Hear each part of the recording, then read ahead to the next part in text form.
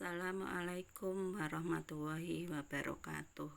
Saya Ani Amimah dari CGP Angkatan 4 Kota Semarang yang bertugas di instansi SMP 12 Semarang akan memaparkan tugas 1.3.A.9 tentang koneksi antar materi visi guru penggerak. Di sini saya difasilitatori oleh Bapak Bimas Yanto. Ini merupakan koneksi antar materi, di mana visi dari guru penggerak yaitu menerapkan merdeka belajar dengan memanfaatkan lingkungan sekitar untuk mewujudkan profil pelajar Pancasila. Sedangkan filosofi dari Ki Hajar Dewantara yaitu guru menuntun anak untuk tumbuh dan berkembang sesuai dengan kodratnya dengan suasana belajar yang bahagia. Sedangkan inquiry apresiatif itu merupakan paradigma yang berbasis kekuatan yang mengutamakan psikologi yang positif dan berbasis kolaborasi beserta penguatannya dengan tahapan-tahapannya bagja. Dan nilai dan peran guru penggerak, dia memiliki sebuah nilai yaitu mandiri, kolaboratif, reflektif, inovatif, dan berpihak pada murid. Sedangkan perannya menjadi pemimpin perubahan, menggerakkan komunitas praktisi, bisa menjadi coach bagi guru lain, dan bisa mendorong berkolaborasi antara guru untuk mewujudkan kepemimpinan murid.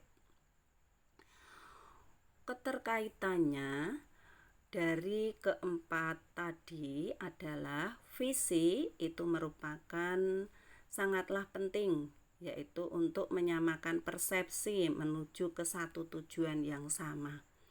Sedangkan untuk dapat mewujudkan visi itu membutuhkan proses perubahan. Maka perlu sebuah paradigma, kekuatan dan hal positif inquiry apresiatif itu sejalan dengan pemikiran Ki Hajar Dewantara bahwa anak-anak hidup dan tumbuh sesuai dengan kodrat alam dan kodrat zaman. Pendekatan inquiry apresiatif menggali potensi yang ada pada anak yang dibawa sejak lahir. Dan paradigma inquiry apresiatif dan pemikiran Ki Hajar Dewantara itu sangatlah erat kaitannya, di mana keduanya sangat berpengaruh bagi siswa, guru, dan pemangku kepentingan untuk dapat berkolaborasi menumbuhkan nilai-nilai dan budaya positif di sekolah. Sedangkan guru penggerak harus menguatkan nilai dan perannya sebagai guru penggerak. Dan prakarsa perubahan untuk menerapkan merdeka belajar mewujudkan profil pelajar Pancasila dengan memanfaatkan lingkungan sekitar untuk praktik baik dalam pembelajaran adalah dengan menggunakan tahapan bagja. Bagja itu merupakan kepanjangan dari B itu buat pertanyaan, A adalah ambil pelajaran, G gali mimpi, J jabarkan rencana, dan A itu atur eksekusi. Berikut tahapan bagjanya. Dari membuat pertanyaan, bagaimana memanfaatkan lingkungan sekitar untuk praktik baik bagi murid, dan bagaimana melatih keterampilan mandiri bagi murid sesuai kodratnya.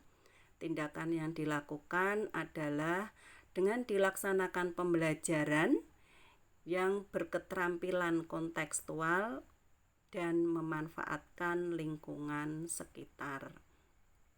Kemudian mengambil pelajaran, hal positif apa yang diperoleh.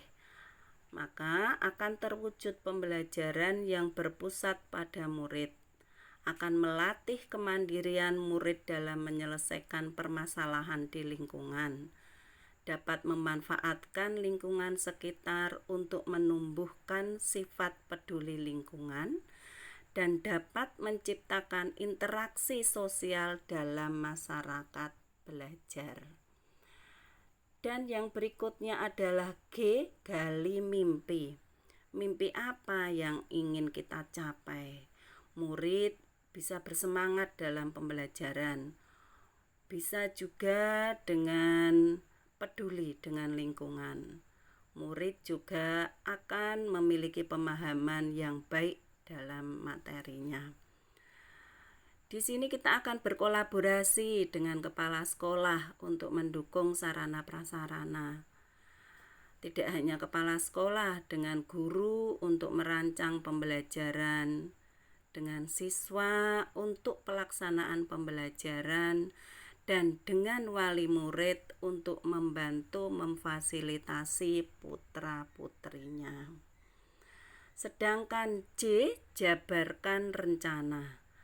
Tahap pertama itu menyusun RPP dan perangkat mengajar yang berpusat pada murid. Tahap kedua, berkolaborasi dengan kepala sekolah, guru, murid, wali murid dalam perencanaan pembelajaran. Tahap yang ketiga, menyiapkan sarana pendukung. Tahap yang keempat, pelaksanaan pembelajaran dengan memanfaatkan lingkungan sekitar.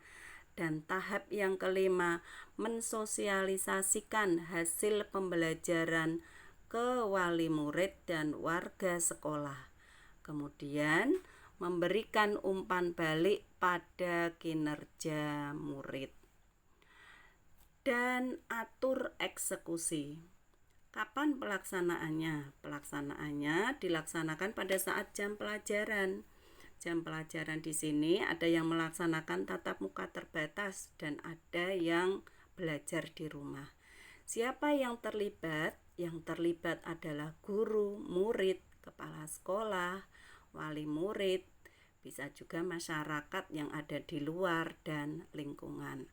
Dan siapa yang memonitor? Yaitu kepala sekolah melalui kegiatan supervisi pembelajaran dan masyarakat baik secara langsung maupun lewat pengamatan. Bagaimana evaluasinya? Kepala sekolah dan guru serumpun memberikan masukan terkait pembelajaran yang telah dilaksanakan dan umpan balik yang diberikan komunitas. Apa indikator keberhasilannya? Keterlibatan aktif antara guru dan murid selama pembelajaran serta masyarakat sekitar, ortu yang memahami praktek baik dalam pembelajaran. Sedangkan harapannya, semua murid mampu mengembangkan potensinya. Semua murid memiliki keterampilan masa depan guna menyiapkan kehidupan di masa depan. Dan terciptanya suasana pembelajaran yang menenangkan dan berpihak pada murid. Semua murid dan warga mampu memanfaatkan nilai yang positif. Demikian pemaparan dari saya. Saya ucapkan terima kasih. Akhirul kalam. Wassalamualaikum warahmatullahi wabarakatuh.